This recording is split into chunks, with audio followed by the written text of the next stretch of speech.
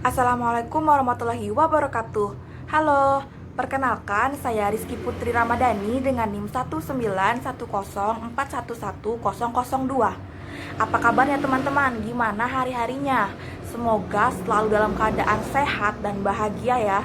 Soalnya saat ini tuh banyak sekali orang-orang, khususnya remaja yang sedang dalam masa mencari jati dirinya, itu merasakan atau memiliki yang namanya pikiran buruk atau bad thoughts. Tidak dapat dipungkiri, saya sendiri pun beberapa waktu sempat mengalami dan merasakan memiliki pikiran buruk atau bad thoughts.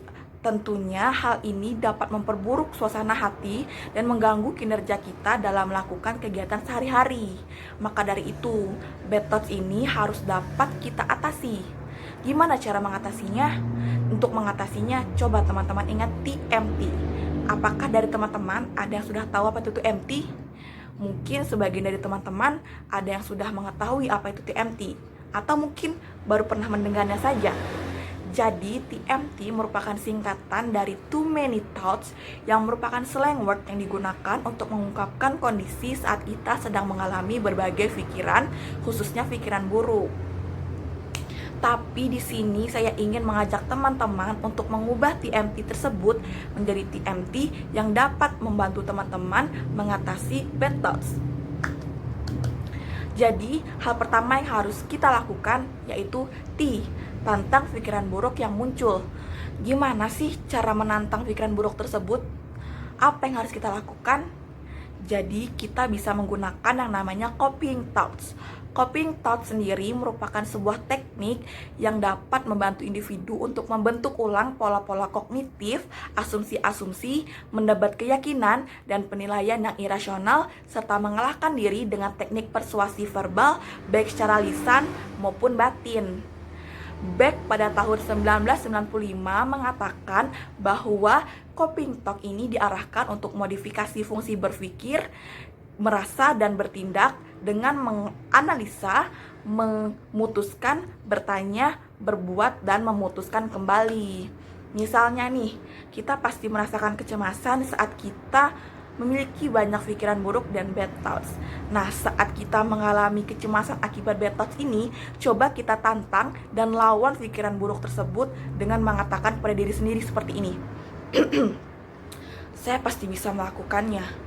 Itu tidak akan seburuk seperti yang saya pikirkan. Atau seperti ini. Tetap tenang. Saya pasti mampu mengatasinya. Kemudian, yang kedua, menyibukkan diri dengan berbagai kegiatan. Saat kita memiliki waktu luang dan kita hanya berdiam diri saja, pikiran buruk tersebut akan lebih sering muncul di benak kita. Nah, maka dari itu gunakanlah waktu luang kita untuk melakukan kegiatan yang dapat mengembangkan diri kita. Contohnya seperti memasak, atau mengikuti kelas dance, atau bisa berolahraga. Saat kita di rumah pun, kita dapat melakukan kegiatan seperti membaca berbagai buku untuk meningkatkan kemampuan literasi kita. Nah, dengan begitu, kita tidak akan memiliki waktu untuk memikirkan pikiran buruk, karena kita hanya akan terfokus dengan kegiatan yang kita lakukan. Kemudian yang terakhir yaitu terus lakukan beragam kesenangan atau hal yang disukai. Branding dari Universitas California State SB di bidang manajemen, dia mengatakan bahwa keberagaman sumber kesenangan itu akan menimbulkan rasa bahagia dalam jangka waktu yang panjang. Jadi kita cenderung akan lebih bahagia. Dia juga mengatakan bahwa otak kita dirancang untuk mencari kesenangan, tetapi untuk setiap kesenangan yang sudah kita miliki, otak kita akan berhenti memicu senyawa kimia bahagia. Dengan kata lain, jika sebuah kebutuhan atau keinginan yang kita inginkan sudah tercapai, maka kita akan cenderung untuk mengalihkan perhatian kita kepada kebutuhan atau keinginan yang lainnya.